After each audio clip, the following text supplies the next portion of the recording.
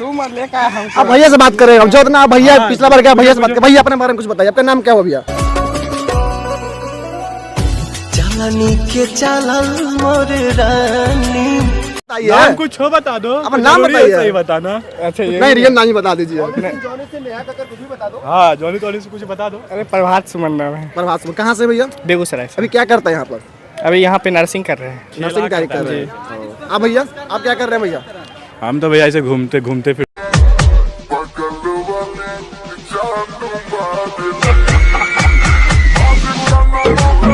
भैया जरा इसमें बोल दीजिए ना भैया कि कोई लड़की देख रही होगी तो जरा इधर